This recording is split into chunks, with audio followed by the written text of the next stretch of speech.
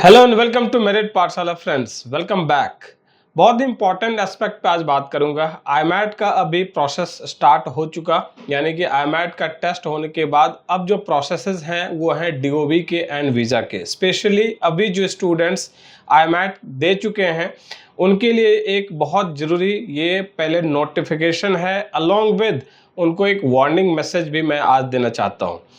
बहुत सारे स्टूडेंट्स ने अपीयर किया है इंडिया से आईमैट, नो डाउट उनके अच्छे रिजल्ट्स भी दिखाई पड़ रहे हैं, but without prior information, without any kind of जो वेल इन्फॉर्म होनी चाहिए आपको, उसके बिना अगर आपने आईमैट दिया है तो माइंड इट कि यहाँ प्रोसेस कोई भी चीज़ डायरेक्ट नहीं हो रहा, इसमें टाइम लगता है। प्रोसेस के लिए सारे प्रोटोकॉल्स, रूल्स, रेगुलेशंस बने पड़े हैं। क्या आपको पहले करना है, क्या बाद में करना है, किस डेट तक कब क्या करना है, किस फॉर्मेट में करना है, ये सारी चीज़ें मेंशन की हुई हैं। जब तक उन गाइडलाइंस को आप नहीं पढ़ के और आईमैट में अपीयर ऐसे ही कर रहे हैं तो फिर आपको कोई बेनिफिट नहीं होने जा रहा है। सो मेरा writing IMAT is not enough, you have to follow the rules and regulations, the guidelines to complete the process of admission. As of now, example के लिए मैं आपको बोलूं कि स्टूडेंट्स बहुत सारे जो आईमैट लिख चुके हैं वो मुझे कॉल कर रहे हैं और वो पूछ रहे हैं कि अब प्रोसेस क्या रहेगा। तो मेरा सेकंड सवाल, उनके सवाल पे सवाल होता है कि भाई आपने पहले किया क्या है। That means I directly mean कि अगर आप आईमैट के लिए अपीयर हुए तो उसके पहले आपने प्रोसेसेस किए क्या हैं। तो उनके पास जवाब होता है हमने कुछ भी नहीं किया है। तो सिर्फ आपने आईमैट दिया है, ट्राई ले रहे थे, या फिर इटली जाने के लिए आप यहाँ पर सीरियस इनफ थे, या स्कॉलरशिप सिर्फ देख करके या फ्री एजुकेशन किसी ने बोल दिया आपको, उसके ही बस बेस पर आपने आईमैट अपीयर कर लिया। तो फ्रेंड्स मैं आपको बोलूँ कि ये आपके लिए अभी उस कॉन्टेक्स्ट में फेवरेबल नहीं है जहाँ पर कि आप डॉक्यूमेंट से अभी भी कहीं पीछे हैं या डॉक्यूमेंटेशन में आपने कहीं कुछ किया नहीं है। एक क्रोनोलॉजी समझना होगा कि आईमैट या इटली एमबीबीएस के लिए जो प्रोसेसेस हैं उसमें सबसे पहले क्या, उसके बाद क्या। तो सबसे पहले आपका यूनिवर्सिटी सिलेक्शन जो होता है वो 13 मार्च 2024 से स्टार्ट हो गया था, जिसमें हम लोग प्री एनरोलमेंट उसको पहला प्रोसेस समझते हैं कि वो सबसे पहले काम हो जाना चाहिए। देयर आफ्टर जो आपका नेक्स्ट स्टेप होता है वो होता है कि अगर आप स्कॉलरशिप के लिए इंटरेस्टेड हैं, जो कि हो सकता है 99% बच्चे इसी मीन्स इम्प्रेशंस आते हैं कि वहाँ मुझे बहुत कम खर्चे में मुझे वहाँ पढ़ाई मेरी हो जाएगी, तो उसके लिए स्कॉलरशिप एप्लीकेशन उनके लिए इम्पॉर्टेंट होता है। स्कॉलरशिप एप्लीकेशन का टाइम जून महीना होता है, जून मिड से लेकर के अक्टूबर तक, या फिर किसी किसी यूनिवर्सिटी की रीजनल स्कॉलरशिप जो अगस्त तक ही ख़त्म हो जाती है। तो उस समय तक आपके scholarship application along with courier वगैरह कुछ करना है, तो उसकी भी डेट, टाइमलाइन सब कुछ फिक्स्ड है, उसके अंदर सब कुछ हो जाना चाहिए। अब ये अलग बात है कि वो प्रोसेस जो है कितना कॉम्प्लेक्स है, उसमें क्या क्या चीज़ें होनी चाहिए, किस फॉर्मेट में होनी चाहिए, ये सब तो बहुत एकदम से सेपरेट वीडियो इस पर आपको देते रहता हूँ मैं, वो अलग से दूंगा भी। नेक्स्ट जो स्टेप है वो है कि आपकी HRD जो आपके 12th मार्कशीट की होनी चाहिए और उसकी अपोस्टाइल अटेस्टेशन हो जानी चाहिए, सो दैट कि अभी के टाइम पर जब आईमैट हो चुका है तब आप अभी डीओवी एंड आपके वीज़ा के लिए अब अप्लाई आप कर सकते हैं after getting your admission letter. अब यहाँ क्वेश्चन आता है कि डीओवी क्या इसमें प्रोसेस होगा, या डीओवी के लिए क्या इंपॉर्टेंट होगा। डीओवी की देखिए पूरी चेकलिस्ट आपको तैयार करनी पड़ती है। डीओवी प्रोसेस यानी डिक्लेरेशन ऑफ वैल्यू, अगर डीओवी के लिए आपकी चेकलिस्ट तैयार नहीं है तो डीओवी एप्लीकेशन के टाइम आप वहां अपॉइंटमेंट लेकर के भी कुछ कर नहीं सकते हैं। डीओवी के लिए बहुत सारे बच्चे अभी परेशान हो रहे हैं कि इमिडिएटली उनको अपॉइंटमेंट वो ले लेते हैं और वहां जा करके फिर वहां बोला जाता है कि भाई आपके पास ये डॉक्यूमेंट नहीं है तो आप अभी एलिजिबल नहीं है। रिजेक्शन, उनको एक नोटिफिकेशन दी जाती है कि आपका एप्लीकेशन अभी डीओवी के लिए रिजेक्ट हो गया है। घबराने की बात नहीं, लेकिन यहाँ पर सबसे जो बड़ी बात है वो है कि लैक ऑफ इंफॉर्मेशन या लैक ऑफ अंडरस्टैंडिंग, जिसमें कि आप जब तक डीओवी के चेकलिस्ट को समझ नहीं पाए, डीओवी के चेकलिस्ट को तैयार कर नहीं पाए, तो फिर आप अपॉइंटमेंट लेकर के भी, शेड्यूलिंग करके भी वीएफएस में क्या जाकर करेंगे।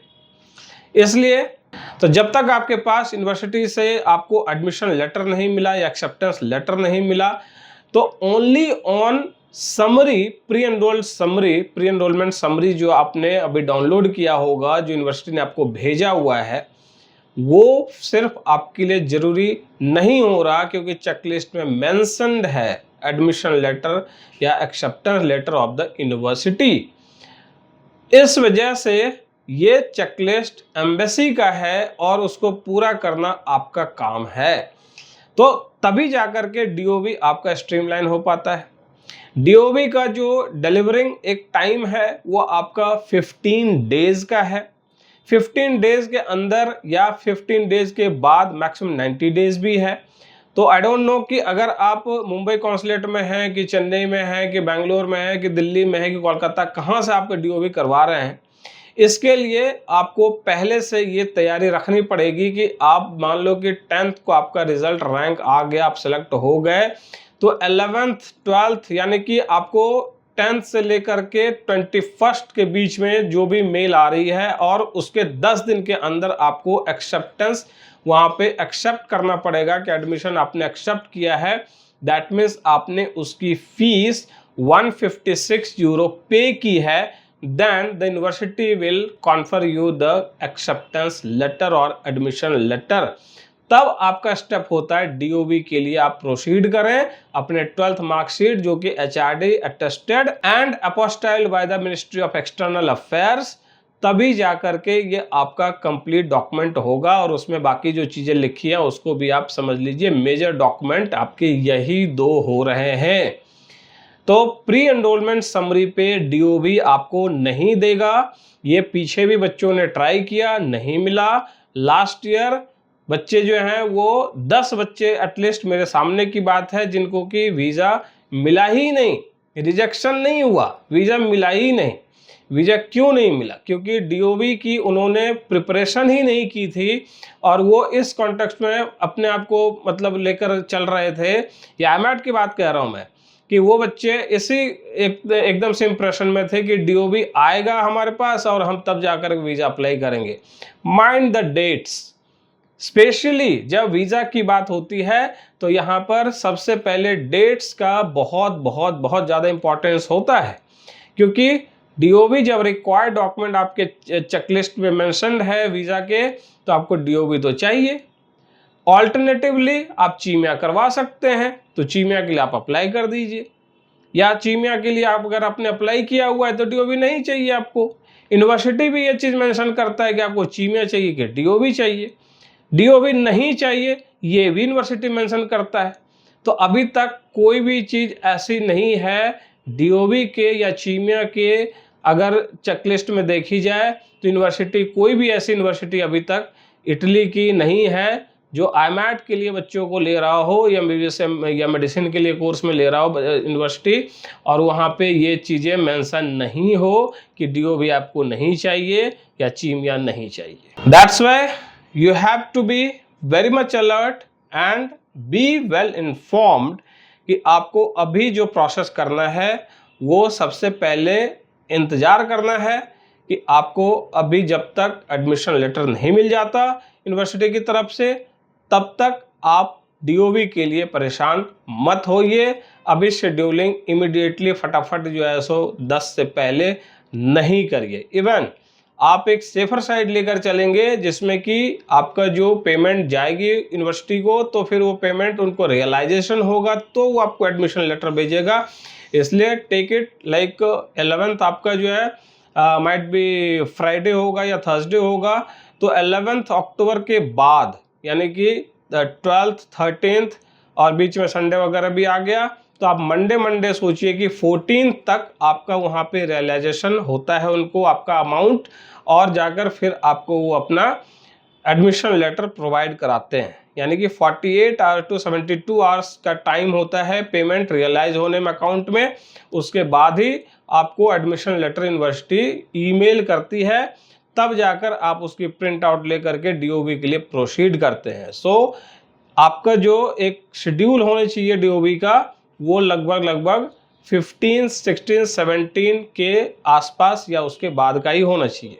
अब बफर टाइम आप 15 डेज मिनिमम लेकर चलते हैं, तो 15 डेज का मतलब हो गया कि 5 नवंबर के बाद आपका जो टाइम ड्यूरेशन होगा उसके बाद ही आपको DOB कहीं सर्टिफिकेट मिल पाएगा और आप तभी वीज़ा अपॉइंटमेंट ले पाएंगे। तो वीज़ा अपॉइंटमेंट का टाइम लगभग मिड नवंबर तक जाएगा या उसके बाद का होगा, यानी 30 नवंबर से पहले पहले एप्लीकेशन आपकी जानी भी चाहिए, ये आपको माइंड करना पड़ेगा फ्रेंड्स। इसलिए be alert, don't get hesitated और डोंट पैनिक कि ये नहीं हुआ वो नहीं हुआ। तो भाई इसके लिए सारी तैयारियां जो होती हैं वो पहले से होती हैं। अगर कोई बच्चा ई सनद भी कर रहा है तो ई सनद के भी उसमें टाइम लगता है, मिनिमम 10 डेज का टाइम अभी लग रहा है। हमारे बहुत सारे बच्चों का ई सनद हुआ है अभी पीछे हफ्तों में, तो फिर उनको 10 डेज में ही डॉक्यूमेंट मिल पाया है। इसलिए आपको इस चीज़ से भी बेखबर नहीं रहना है कि भाई अब टाइम आएगा तो ये चीज़ करेंगे, टाइम आएगा तो वो चीज़ करेंगे। इसलिए मेरिट पाठशाला एक ऐसी एजेंसी है जो आपको हर एक चीज़ से अपडेट रखती है, अलॉन्ग विद सारी इंफॉर्मेशन जो है सो आपको प्रोवाइड करवाती रहती है।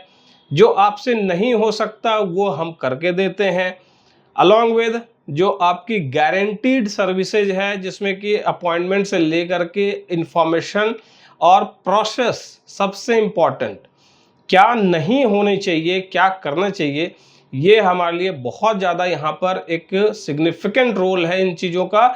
इसलिए मेरिट पाठशाला के पास इन सारी चीज़ों का एक्सपर्टीज़ है, इसलिए हम एक गारंटीड सर्विस की बात यहाँ करते हैं।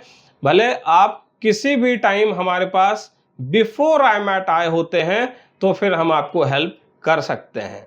इन बिटवीन जितने लोगों ने मुझे फ़ोन किया है all are welcome, but time मेरे पास अवेलेबल होगा या फिर अलाउ करेगा टाइम तो ही मैं आपको हेल्प कर पाऊंगा। तो बने रहिए मेरिट पाठशाला के साथ for latest update on Italy MBBS and IMAT।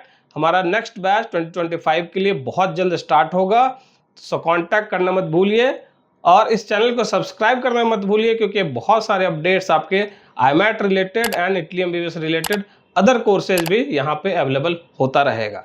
Thank you so much for watching.